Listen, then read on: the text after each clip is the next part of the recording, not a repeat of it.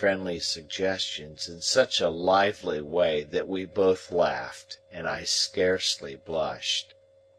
"Now," he pursued, "concerning Miss Havisham. Miss Havisham, you must know, was a spoilt child. Her mother died when she was a baby, and her father denied her nothing. Her father was a country gentleman down in your part of the world, and was a brewer. I don't know why it should be a crack thing to be a brewer, but it is indisputable that while you cannot possibly be genteel and bake, you may be as genteel as never was, and brew. You see it every day." "Yet a gentleman may not keep a public-house, may he?" said I. "Not on any account," returned Herbert, "but a public-house may keep a gentleman. Well, Mr. Havisham was very rich and very proud. So was his daughter." "Miss Havisham was an only child?" I hazarded. "Stop a moment. I'm coming to that. No, she was not an only child. She had a half-brother. Her father privately married again. His cook, I rather think." "I thought he was proud," said I. "My good Handel, so he was. He married his second wife privately, because he was proud, and in course of time she died. When she was dead, I apprehend he first told his daughter what he had done, and then the son became a part of the family, residing in the house you are acquainted with. As the son grew a young man, he turned out riotous, extravagant, undutiful, altogether bad. At last his father disinherited him, but he softened when he was dying, and left him well off, though not nearly so well off as Miss Havisham. Take another glass of wine, and excuse my mentioning that society as a body does not expect one to be so strictly conscientious in emptying one's glass, as to turn it bottom upwards with the rim on one's nose." I had been doing this. In an excess of attention to his recital, I thanked him and apologized. He said, "Not at all," and resumed. "Miss Havisham was now an heiress, and you may suppose was looked after as a great match. Her half-brother had now ample means again, but what with debts and what with new madness wasted them most fearfully again.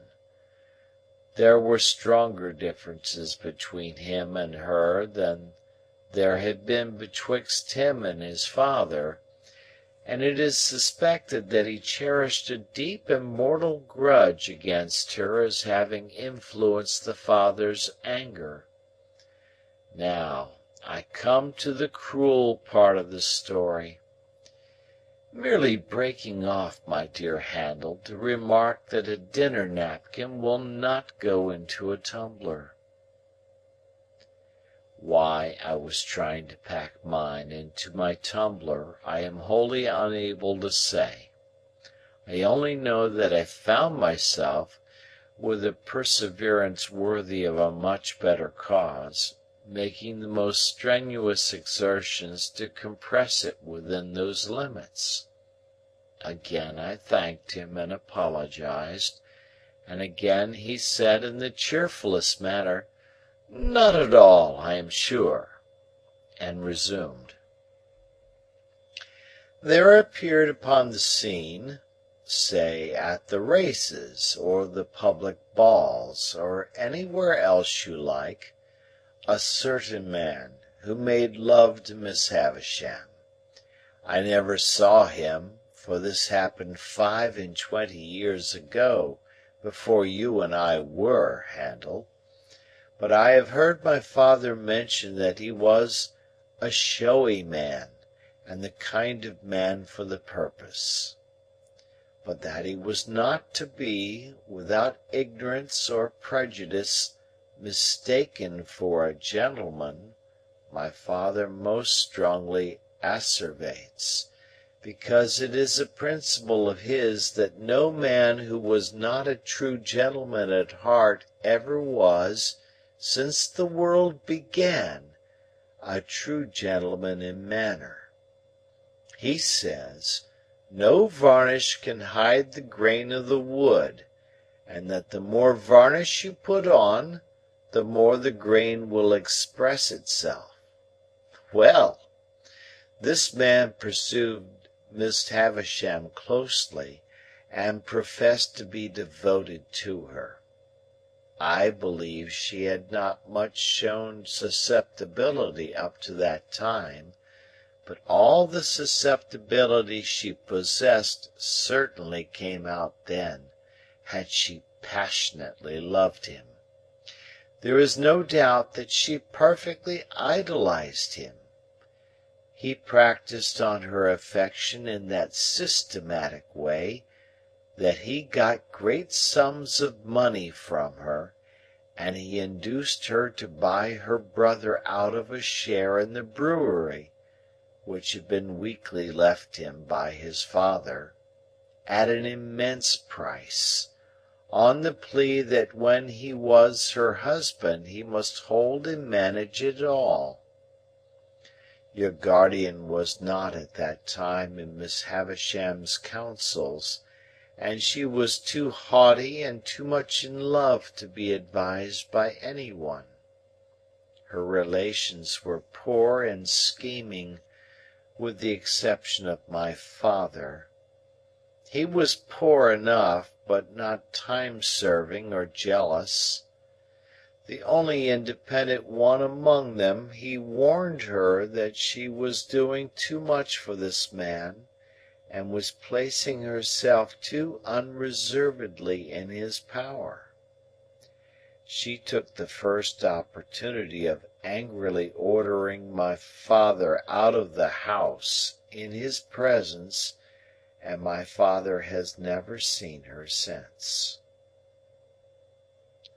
I thought of her having said, Matthew will come and see me at last when I am laid dead upon that table, and I asked Herbert whether his father was so inveterate against her. It's not that, said he, but she charged him, in the presence of her intended husband, with being disappointed in the hope of fawning upon her for his own advancement, and, if he were to go to her now, it would look true, even to him, and even to her. To return to the man, and make an end of him. The marriage day was fixed, the wedding dresses were bought, the wedding tour was planned out, the wedding guests were invited. The day came, but not the bridegroom. He wrote her a letter, which she received, I struck in, when she was dressing for her marriage, at 20 minutes to 9? At the hour and minute, said Herbert, nodding, at which she afterwards stopped all the clocks. What was in it, further than that it most heartlessly broke the marriage off, I can't tell you, because I don't know. When she recovered from a bad illness that she had, she laid the whole place waste as you have seen it, and she has never since looked upon the light of day. Is that all the story? I asked, after considering it. I know of it, and indeed I only know so much through piecing it out for myself, for my father always avoids it, and, even when Miss Havisham invited me to go there, told me no more of it than was absolutely requisite I should understand. But I have forgotten one thing. It has been supposed that the man to whom she gave her misplaced confidence acted throughout in concert with her half-brother, that it was a conspiracy between them, and that they shared the profits. "I wonder he didn't marry her and get all the property," said I. "He may have been married already, and her cruel mortification may have been a part of her half-brother's scheme," said Herbert. "Mind, I don't know that." "What became of the two men?" I asked, after again considering the subject. "They fell into deeper shame and degradation, if there can be deeper, and ruin." "Are they alive now?" "I don't know." "You said just now that Estella was not related to Miss Havisham, but adopted. When adopted?" Herbert shrugged his shoulders. "There has always been an Estella since I have heard of a Miss Havisham. I know no more. And now, Handel," said he, finally throwing off the story, as it were, "there is a perfectly open understanding between us. All that I know about Miss Havisham, you know." "And all that I know," I retorted, "you know." "I fully believe it. So there can be no competition or perplexity between you and me. And as to the condition in which you hold your advancement in life, namely, that you are not to inquire or discuss to whom you owe it, you may be very sure that it will never be encroached upon, or even approached, by me, or by any one belonging to me." In truth, he said this with so much delicacy that I felt the subject done with, even though I should be under his father's roof for years and years to come. Yet he said it with so much meaning, too, that I felt he as perfectly understood Miss Havisham to be my benefactress as I understood the fact myself. It had not occurred to me before that he had led up to the theme for the purpose of clearing it out of our way, but we were so much the lighter and easier for having broached it, that I now perceived this to be the case. We were very gay and sociable, and I asked him, in the course of conversation, what he was. He replied, "A capitalist, an insurer of ships." I suppose he saw me glancing about the room in search of some tokens of shipping or capital, for he